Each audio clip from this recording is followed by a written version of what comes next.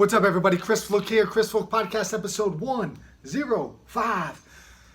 you ever hear that saying that goes, there are no atheists in foxholes? And basically what that means is that when push comes to shove, when you got bullets whizzing by your head, when the people next to you are no longer alive and you're in 2 feet of mucky, gross water for days, it might not be a bad idea to kind of pray to a higher power, maybe ask for a little bit of help, send some guidance, send some hope, send it in waves, keep it coming, and get me out of this hellhole, right? Well, during the week here, I had this thought that went, I get that, right? No atheist in a foxhole. And I also think that there's another phrase we could use here. There's no atheist when your child is sick, all right? Now, let me explain something to you here. Marisa has this huge exam on Wednesday.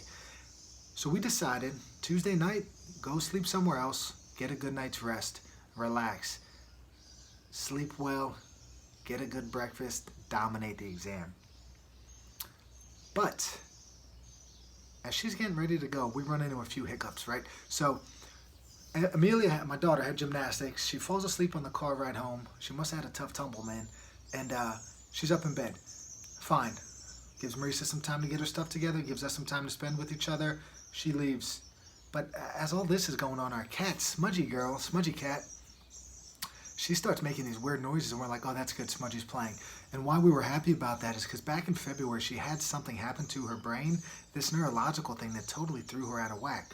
One night, I'm watching her go up the stairs, and she's like crooked, and I'm like, huh. She looked a little tender on one side of her leg, and I just thought maybe she had an injury. Maybe she jumped over the baby gate that we have to go to the basement to get her food. Maybe she just landed wrong. Maybe she stepped on something, whatever. I go upstairs and check on her. She's curled up in a ball. She's kind of sleeping. She's anchored into the ground. And I'm like, you know what? I'm going to let her go. I'm going to let her rest. We'll check on her tomorrow. Well, the next morning, I hear a bunch of weird noises. It's like stumbling around. Hear some noise coming down the steps. Like, doo-doo-doo. Like I think Smudgy might have missed a step, caught herself. Then she's down walking through the kitchen. And she's just like totally out of balance and out of whack. And then we find her up in Emmy's room, and she's just like hunkered into the carpet. I think she was so dizzy. I think her mind, she just totally lost her wits. Like she had the spins for all you people that drink too much and wake up the next day and you're like, what's going on? I think that's what our girl Smudgy had going on. So we take her to the vet, and not really sure what happened to her, but the aftermath of this is that she hasn't been the same. Her head's a little cock crooked, you know. At the time, we're like, man, maybe she had a seizure, maybe a stroke. We don't know. We don't know what's going on. So now we fast forward from February when all this happened to Tuesday night, the night before Marisa's big exam. And Smudgy's making all kinds of noise. We're like, whoa, what's going on? Smudgy must be playing with something. And we peek over there, and then she just starts stumbling. She poops on the floor, and we're like, oh no, that's not normal. So we're like, not this again. We're concerned for about 10 to 15 minutes. We try to create a strategy here. Luckily, we had some medicine from the previous time this happened. She responded very well to the medicine. She went, she slept, all is well, for now. Marisa gets her stuff together and leaves. I go up to bed, and I hear some labored breathing, maybe a little bit of wheezing from our daughter. So I'm like, all right, we have the humidifier on. We're like, maybe this will help kind of clear her out a little bit. And then I hear that sound that I've heard before. It sounds like a seal barking. It's like I can't even replicate the sound. Look up seal bark, or look up croup cough. I hear that coming, man. Emmy's sleeping, then I hear like that, and I'm like, not this. So it's just me and Em. I'm like, all right, I'm gonna sleep with her right here. I'll sleep right next to her. Whenever she wakes, I'll be there. Again, you know, she rolls over, falls asleep. You can tell she's uncomfortable. You can hear these wheezing sounds, and it sounds really terrible. And I'm like, we're gonna be in for a night tonight. So she finally wakes up, and she just kind of plops herself on me. I pick her up. I'm like, hey, do you want to go do some squirts? Now, squirts is this product Renew that we use. It's a turmeric curcumin type thing. It's an anti-inflammatory. It works wonders, man. If you guys ever run into any issues, it's a great product, and just send me a message, and we could talk about it. I'll give you all the information for it, right? So anyway, I'm like, Emmy, do you want to go do some of your squirts? She said, she just shook her head. She starts coughing again. Anytime that she tried to say a word, she coughed. A horrible cough.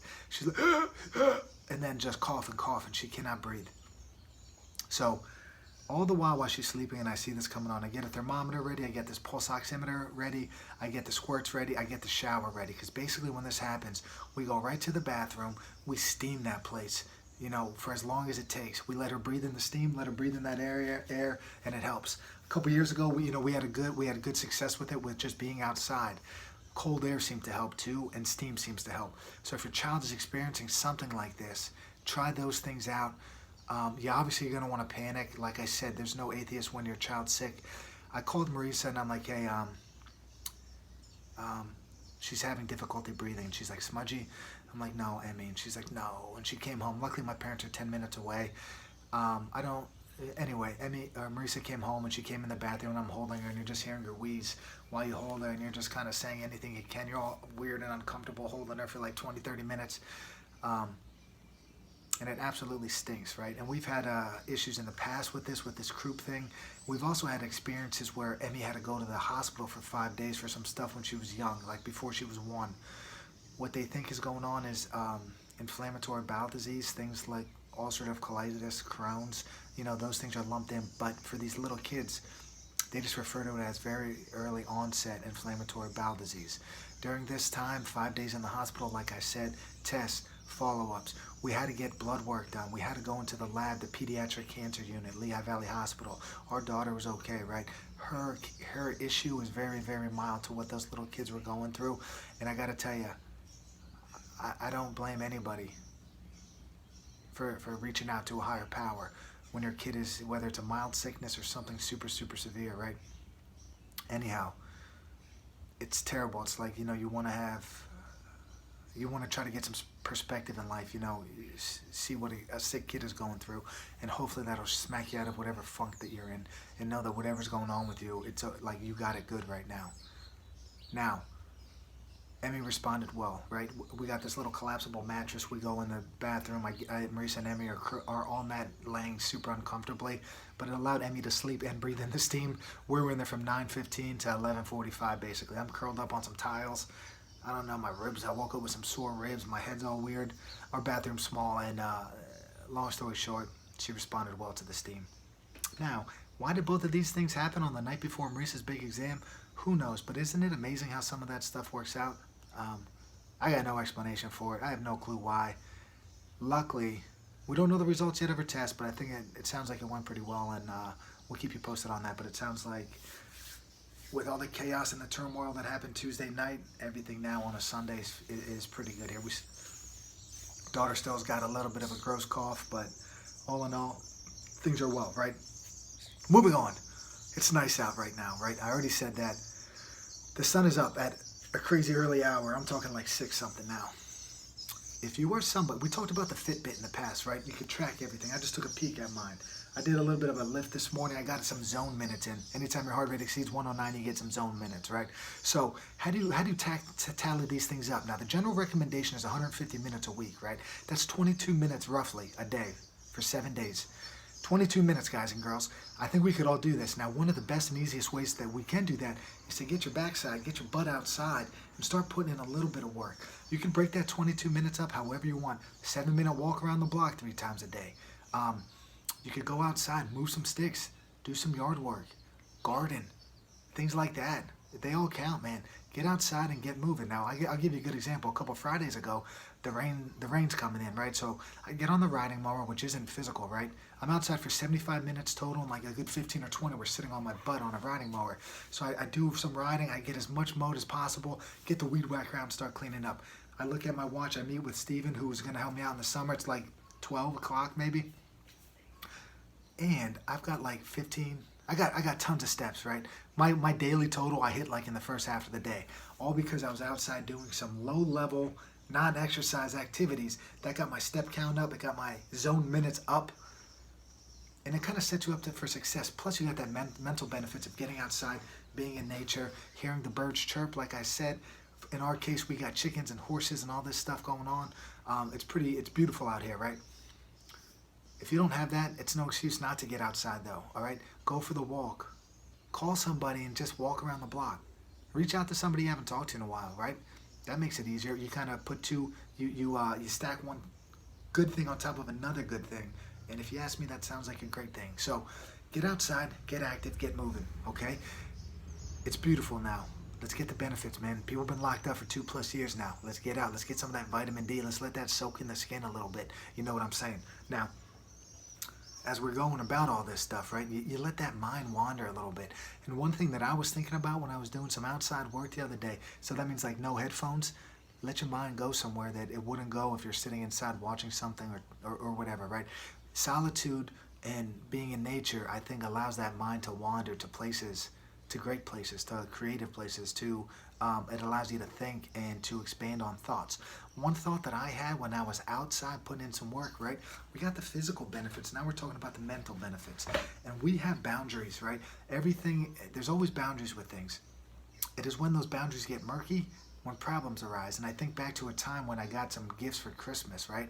And I just put all of my clothes in the washing machine. I even think my brother was probably like trying to be cool, like, yo, I washed my stuff. You should start washing yours. You know, maybe he's being like that kind of big brother. Or he was trying to teach me. Long story short, I just got a memory, right? And I put everything in, and one item, one colored item bleeds into the white item. And guess what? That's irreversible. That damage is done. You can't go back on it. So when two things that are supposed to be separated are put together, one contaminates the other, it bleeds into the other, and guess what? You can't go back on it.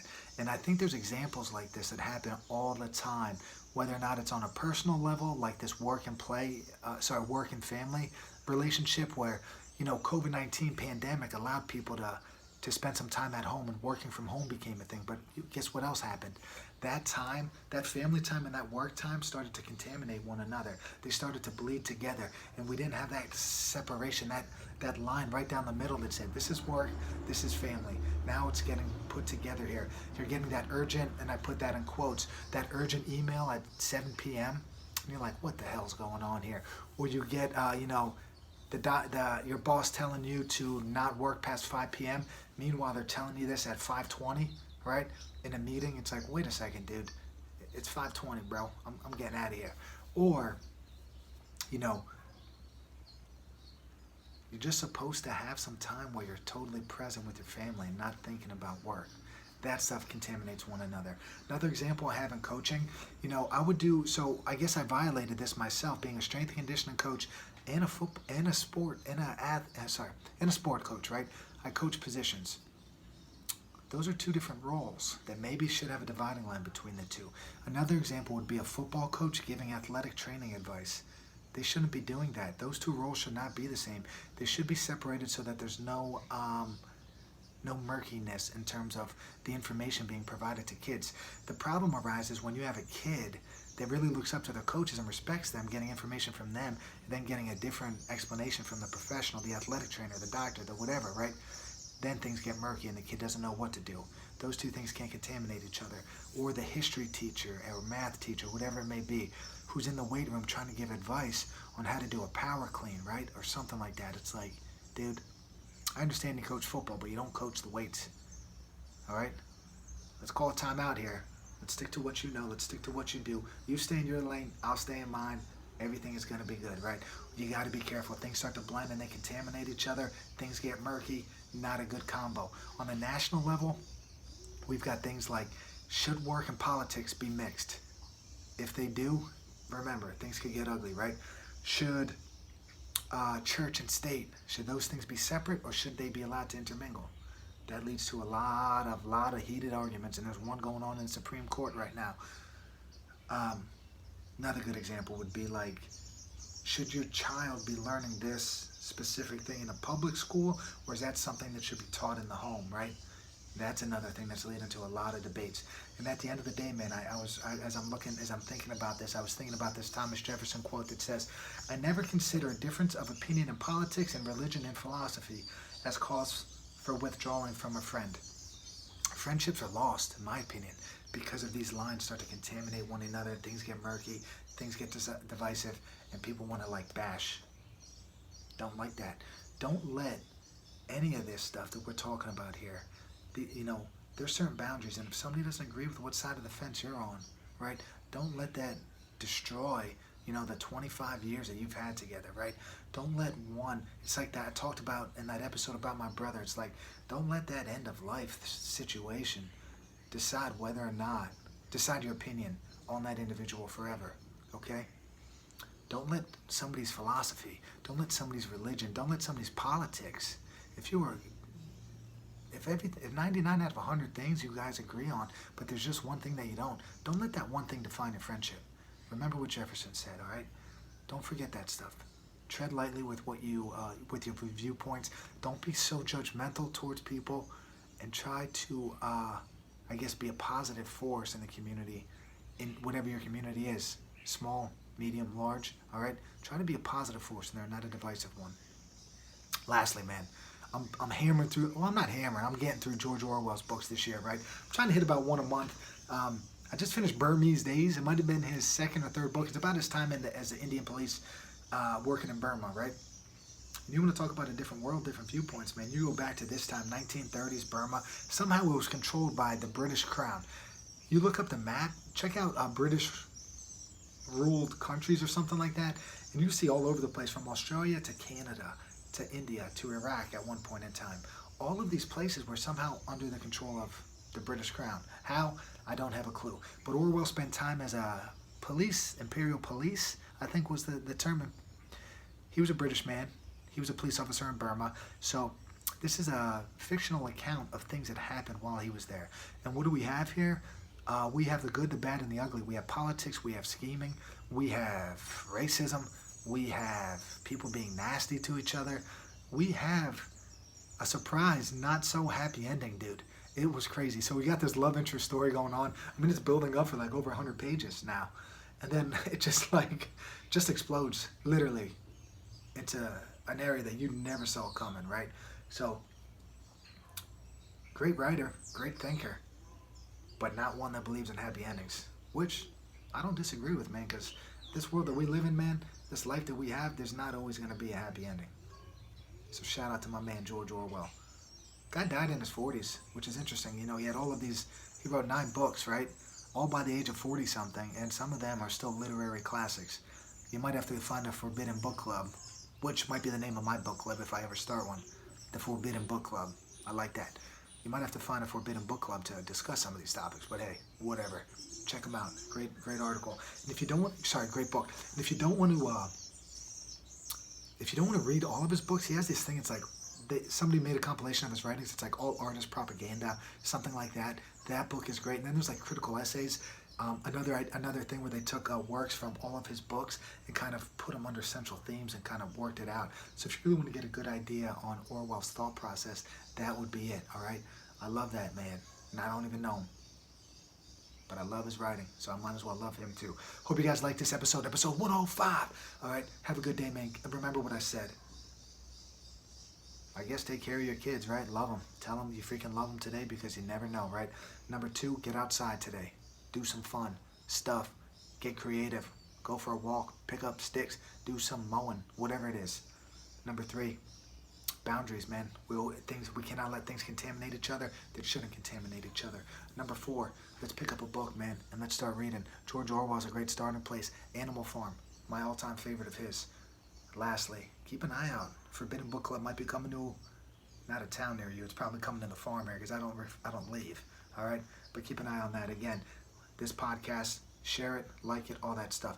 What we're doing here is trying to create a good environment, trying to talk about things, trying to discuss things. Like Young said, all personal experiences that we have can help and shape society. That's what this podcast is, sharing experiences on my end. And if I ever get motivated to reach out to some people, maybe I'll get some freaking guests back on this bad boy, right? But anyhow, I hope you guys like this one. Google, right? Apple, YouTube, podcast is out there, man. ChrisFluck.net's the website if you need some more information. Hope you guys have a great day. Peace, everybody.